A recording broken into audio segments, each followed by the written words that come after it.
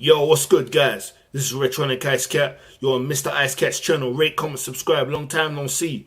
So basically, this video is gonna be about an update of now former WWE wrestler Alberto Del Rio being released from WWE due to slapping a reporter.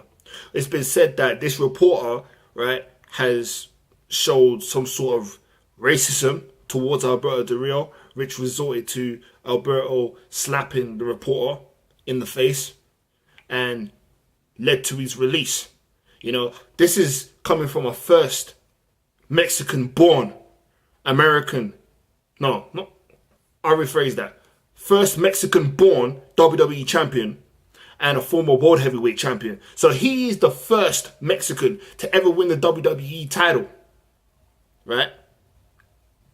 And Eddie Guerrero, back in No Way Out 2004, became the first Mexican-American champion, WWE champion that is, followed by Rey Mysterio. Whoa, Rey Mysterio didn't win the WWE title, but he won the World Heavyweight title in 2006, so that don't really matter. But, you know, it's been reported that there's been some racism in the WWE, and I'm not really surprised because racism in the WWE has been really common for so many years, and Conan was bashing the WWE for its racism. It's hidden racism, that is, because the WWE is racist. Because if they weren't racist, right, why hasn't there been a black WWE champion? And I know y'all gonna say, oh, The Rock, what about The Rock? The Rock is black, he's the WWE champion. He became WWE champion. But you have to remind yourself, The Rock is half black. He's half black, half Samoan. So he's more likely classed as a mixed race WWE champion. So he don't really count. I'm talking about a proper legit black man. I'm not talking about the World Heavyweight title, because that's a second class belt compared to the WWE title that Mark Henry won in 2011 at Night of Champions, which he should have won the WWE Championship. I'm talking about the WWE Championship. Why hasn't a black man ever won the WWE title? Why? Because obviously Vince McMahon is a fucking hidden racist. Most people, most wrestling fans that have been watching wrestling for so many years, they know this already. There's so many times that a black guy could have won the WWE title. Hell, why can't they give it to guys like Biggie Langston? You know? But instead, right, as the guy is coming up, they put him down. They did the same thing to Arman Johnson back in 1996. He was climbing up the ladder, right? All of a sudden, they fucked him up. Bobby Lashley became the ECW champion. Some low-rate class belt. Instead of giving him the WWE title to win. Fucked him up as well. He's now in TNA as the TNA World Heavyweight Champion. I respect TNA because at least they don't discriminate when it comes to winning the belt. And they've shown that. You know what I mean? They give their talent chances. Unlike WWE, they don't give their talent, they don't give black people chances. They don't give them many opportunities except for them winning the Intercontinental belt or the United States title. R-Truth, 2011, when he had his heel run, when he went up against John Cena at Capital Punishment, I believe it is, right? Fucked him up as well. Why couldn't you have let R-Truth become WWE champion instead of letting John Cena retain the belt for the 100th time? You see the fucking bullshit that's going on right there with WWE, the hidden racism. But they're not going to admit that they're not racist. They're not going to admit that they're racist. Because they are fucking racist. They are racist. You know what I'm saying? And this is the reason why Alberto Del Rio got fired. Because the reporter could have said anything to Alberto Del Rio, you know what I mean? We don't know. We just heard that the reporter has been provoking Alberto Del Rio for some time. So it was only a matter of time before Alberto Del Rio snapped and boxed him. You know what I mean? which caused him to get fired from the WWE, besides him having some sort of, what's it called, family background, who are legends in the WWE, or wrestling, that is, or whatever. But they don't give a damn about that no more. Plus, they're going through some sort of financial problems right now after losing millions and millions of dollars over the stupid WWE network, which I don't know why they released this, because at the end of the day, the original content is not even there. The original content is not even on the WWE network. All this edited out bullshit, theme songs from back in the day have been changed. You know, what's up with that? If you're going to bring back the old school stuff, at least keep it original, at least keep it real. Not edit out the bullshit. It's just fucked up right there. And you expect people to pay $9.99, $9.99, $9.99, $9.99. It sounds like a big issue right there. You'll never catch me paying $9.99 for bullshit that I've already seen the stuff that you've edited out. I would have bought the WWE network, right? I would have bought the WWE network if the original content was there. Because me, as an old school guy, yeah, I like stuff that's original. I don't like stuff that's cut out. You know what I'm saying? Even with the Goldberg DVD, right? In WCW, they didn't even put his first theme song when he came out to the ring to wrestle in WCW. They edit out and put the WWE one in instead. Even though WWE bought WCW, why couldn't they have kept it original? You see, that just proves my point even further. That just proves my point even further, that the WWE is full of shit. They ignore most of the old school stuff and blend it in with the new school stuff. That don't make sense. That don't make no fucking sense. And they even got 1 million views. They haven't even got 1 million subscribers in the US. Because a lot of people are not buying that bullshit. They've heard about it and they know it's crap, it's nonsense. So why the hell are they gonna subscribe to something that's been cut out? Some edited shit. And adding reality shows to it. Who the fuck cares about the reality shows? Is it a reality show or a wrestling show? You know what I'm saying? I'm just confused. Because most of the time, yeah, 75% of the time, it's not even wrestling. It's about bullshit. You know? And it's not meant to be that way. It's meant to be about the wrestling. It's meant to be about the content of wrestling. Not some reality bullshit. You don't see TNA having reality shows. At least they stick to their wrestling. Hell, even the knockouts are a lot more better. And a lot more serious than the divas. The divas, they just show their tits and ass all the time. Even though I don't mind seeing that, I'd rather see that. Right? I'd rather see that than bullshit. WWE. The bullshit that's going on in the WWE today. I'd rather see all of that than watch the WWE network. Hell, they might as well make WWE porn divas. You know? They might as well make something like that. Because the WWE, they don't even know what the fuck they're doing today. They don't even know. Vince McMahon has lost his marbles. He's lost touch with the current era. He doesn't know what the fuck to do no more. You know, Triple H and Stephanie, they ain't doing a better job.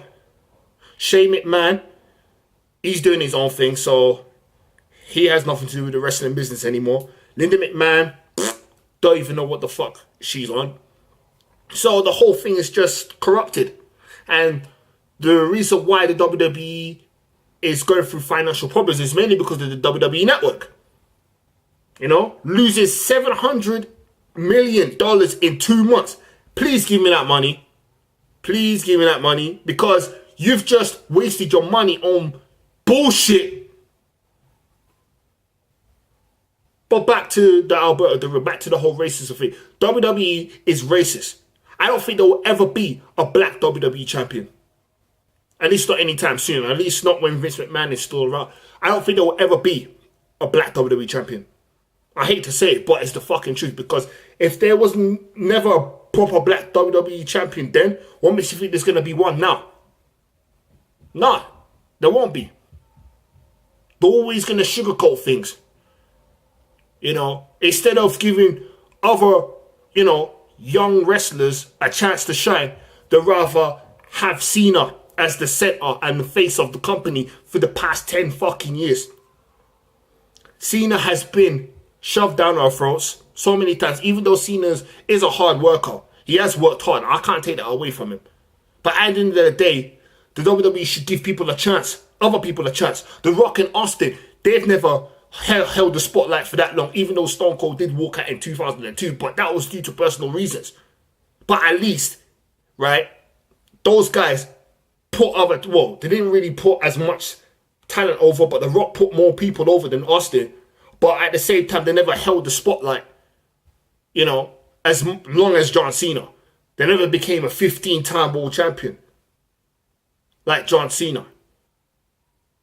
Yeah, even Hulk Hogan hasn't been world champion that many times. If Cena took a break from the WWE, if he took a year off WWE at least, maybe fans would like him. But because he's always there all the time, doing the same old shit, not turning heel, same character, same persona, that's why people are sick and tired of the guy. That's why they're sick and tired of him. And that's why WWE's lost a lot of fans during that time period. Because he's not upgrading himself. Maybe if he surprisingly turned heel or something, or did something unexpected, then people will start being interested in John Cena. Just like Hogan did in WCW, American Bash, 1996. When he turned heel, joined Hogan and Kevin Nash and Scott Hall to form the NWO. Why can't Cena do something like that? You know what I'm saying? Why can't WWE form a stable again, a solid stable? If they want the company to be invested, if they want people to get invested in the company. You see? But no. They'd rather have the same old bullshit. That's why WWE ain't going anywhere. You know? They'd rather hold back the young talent. And keep the same old bullshit ones on top that ain't even done nothing. Half of them are just hanging on. But back to the whole racism part. There was an interview that I saw with New Jack. A brief interview. Talking about how Vince McMahon never wanted New Jack in the WWE. And New Jack explained why Vince McMahon didn't want New Jack in the WWE. It's because New Jack, right, was a violent guy back in the day. He was too violent. He would be too violent for the business. That's what Vince McMahon was trying to say. I know he said something that Vince McMahon created, Stone Cold. They didn't really create Stone Cold because Stone Cold Steve Austin started his career in WCW, followed by ECW, then that's when he got that badass from. He came to WWE as the ringmaster, and then after beating Jake the Snake Roberts at King of the Ring 1996 and winning the King of the Ring, that's when he became Stone Cold Steve Austin. So they did create Stone Cold, but they didn't create Steve Austin. And that's when Vince McMahon gave Stone Cold that badass gimmick. But come to think of it, New Jack is right. Vince McMahon will never have a black guy, or a nigger, should I say, you know, what New Jack said, as a badass like Stone Cold Steve Austin. They'll never have a black guy like that. They will never have a black guy like Stone Cold Steve Austin. Because he'll be classed as violent, he'll be classed as a gangster, he'll be labeled as such things. I don't know. But Vince McMahon, I don't know. It's just that he doesn't want a black person on top. He doesn't want a black person on top. He doesn't want a black person to become champion. They just want to keep them down. They push them. You know what I'm saying? And that's another reason why WWE sucks. And it's no secret, even Coco Beware said that the WWE is racist. He went through his fair share of racism back in the 80s. You know? A lot of the blacks back then went through a tough time. And it's a shame that it's still going on today. It's still rolling on. You know what I mean? It's just fucked up right there. And they even cancelled a potential stable with Xavier Woods, Biggie Langston, and Kofi Kingston. I really wanted to see that fucking stable established. They could have went somewhere with it. They could have went far with it. But no. They didn't pull the trigger. Because Vince McMahon don't want black people to succeed. I know we've had the Nation of Domination back in the 90s, in the mid-90s, 96, 1997, 1998. But it could have been a resurrection of that. You know? Because maybe those guys wanted to prove something. They had a lot to prove. That if they work together, they can push boundaries. But no.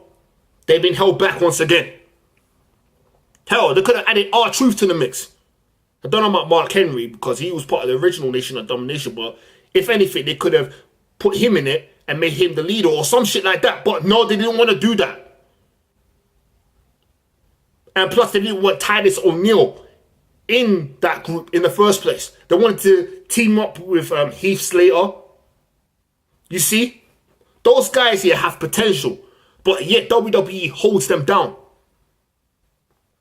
WWE holds those guys down. Turn him into a fucking clown. It's not right. And some of them, they have worked so hard. They work really, really hard. And what did they get? Nothing but a push.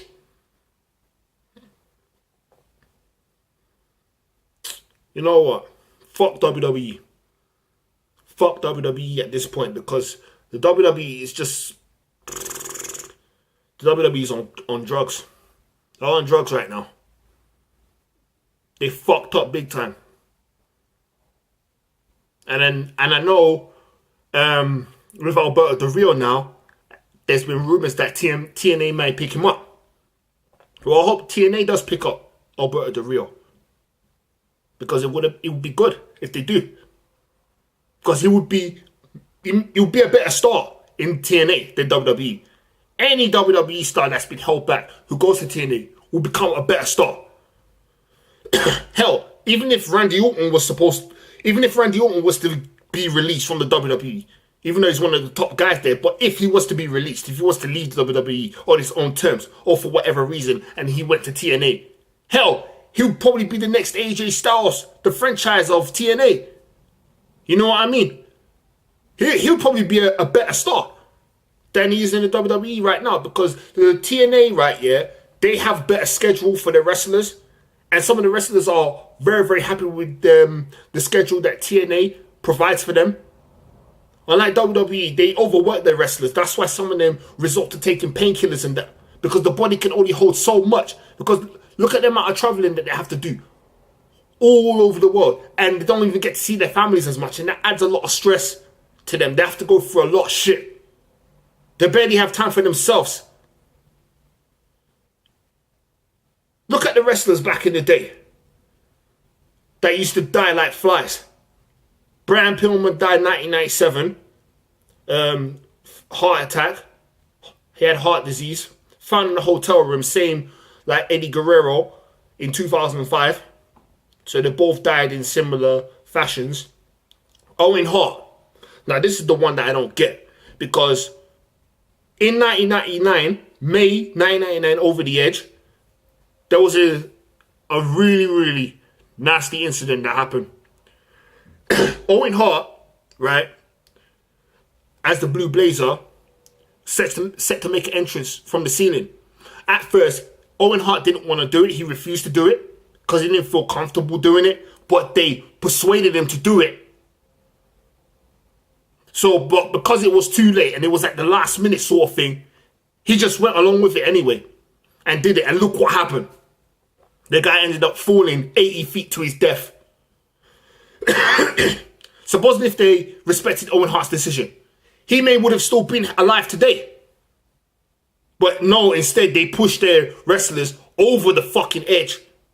And look what happened at the end. The man's no longer here. God rest his soul. You see how much of an asshole WWE is? Makes them more sicker than they already are. 2002, British Bulldog died of a heart attack, even though he wasn't part of WWE at the time. Oh yeah, I forgot, Yokozuna, he died 2000. Just a year and a bit before British Bulldog died. Mr. Perfect, Kurt Hennig, died of drug overdose, intoxication, 2003. Rick Rude died in 1999. Hawk died in 2003. Miss Elizabeth died in 2003. Drug overdose. She died of drug overdose. Hawk died of heart attack. 2004, Big Boss Man died of a massive heart attack. Who else? Crash Harley died, 2003. Drug overdose.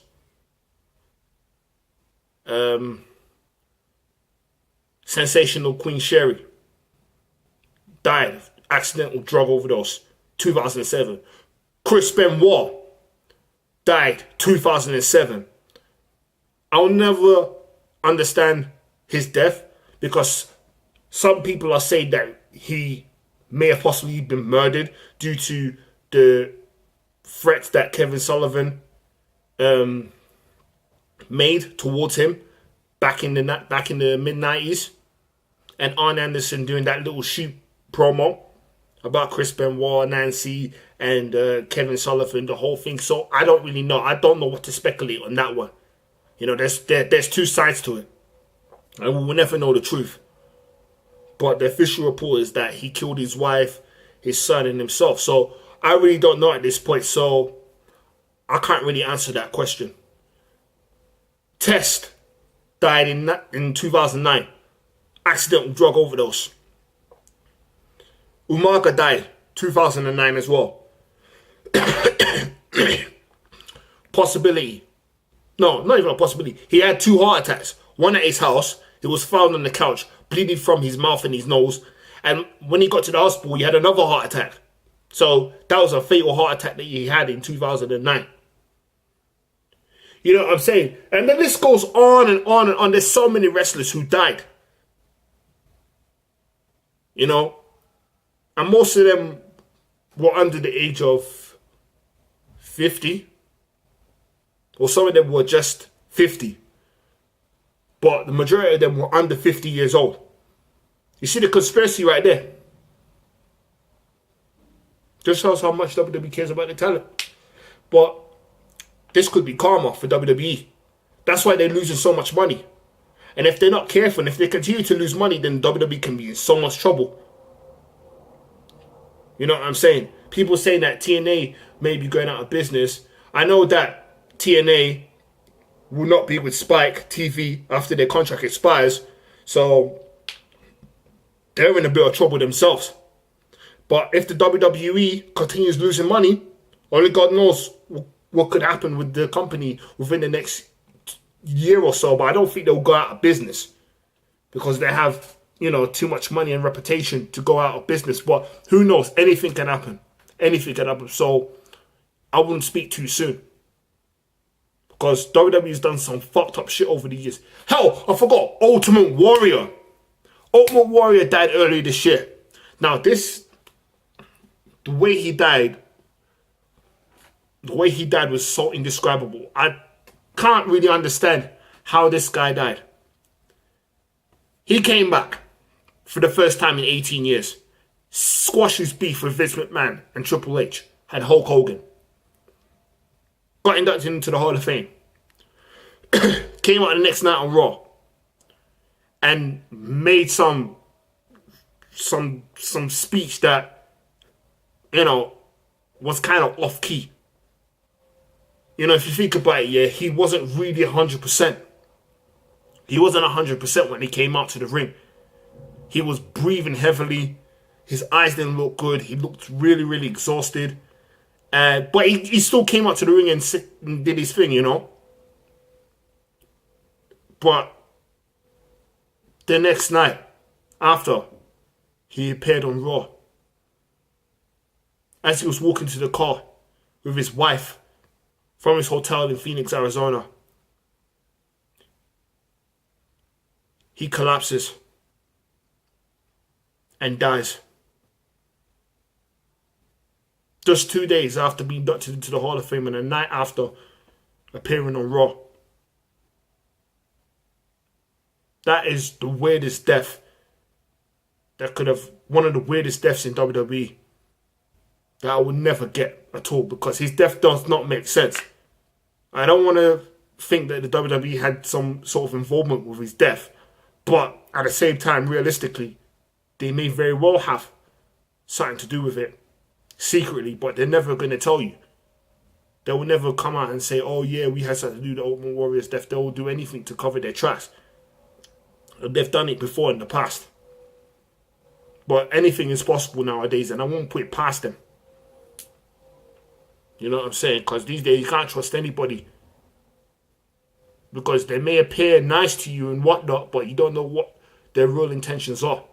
And that's what may have happened with the Ultimate Warrior, because the Ultimate Warrior had so much beef with WWE over the years that Vince McMahon hated him with a passion.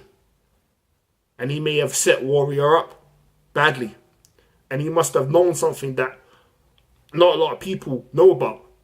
Even Triple H hated Ultimate Warrior. And Ultimate Warrior hated them as well. So, we don't really know. It just doesn't add up. It really doesn't. But I'm going to just leave it at that. I ain't going to say anymore, because this whole thing is just fucked up. But I know I've said some off-topic things in this video, but I just wanted to say that Conan did respond to Alberto Del Rio's departure in the WWE, and even Conan as well, he's kept it real. Even he doesn't like the way the WWE's been going on. You know what I mean? Hell, Batista may not come back to the WWE because he doesn't like the WWE's direction. You know, he was even complaining about his role in the WWE and that, you know, he came with so much empty promises and whatnot, and he just decided to leave. And besides, he done well with his movie as well, Guardians of the Galaxy. So, at this point in time, I don't see Batista coming back anytime soon. Or he may not return, or he may come back just for one more appearance, and that's it. You'll never see Batista in the WWE again. You become a full-time actor. So, you know, so kudos to Batista.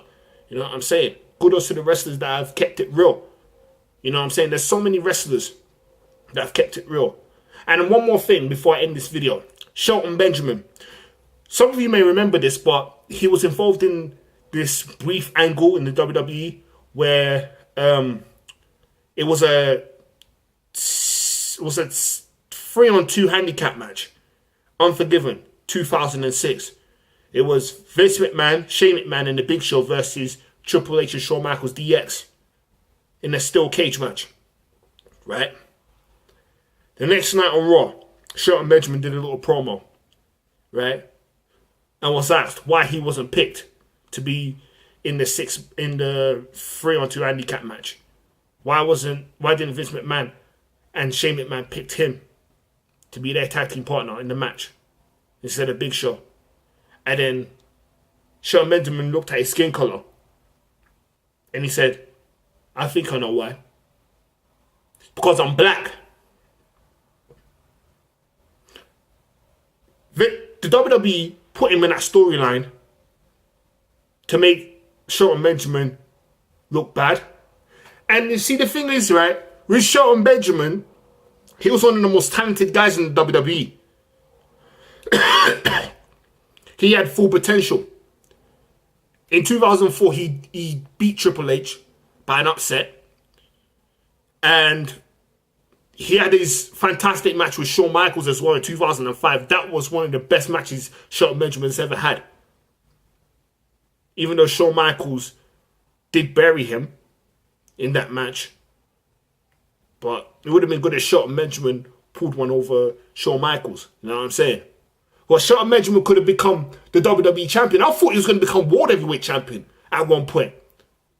Until they totally fucked him up. And yet again,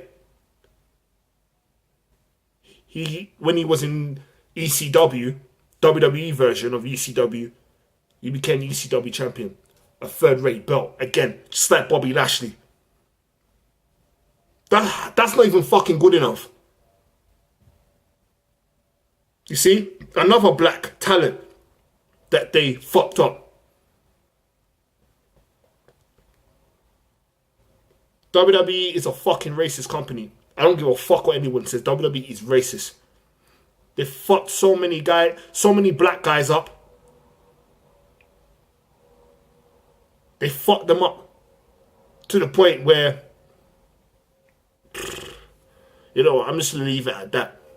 I'm going to just leave it at that right now because we all know right now, we all know the true story already, and Karma's slowly whipping WWE's ass. So let them stay there with their hidden undercover racism and let them continue to lose money, because at the end of the day, unless, you know, WWE does, unless they fix up and get their act back together, they're just gonna keep failing along the way. So rate, comment, subscribe. Follow me on Twitter at RichOnTheCat. Subscribe to my other channel, Real News Talk, where I'll cover world news and real news and whatnot. And let me know if you think that Alberto Del Rio will be a better star in TNA. So that's about it right now. Fuck you, WWE. You know, you fucked up so many times and shit is finally catching up to you. 1.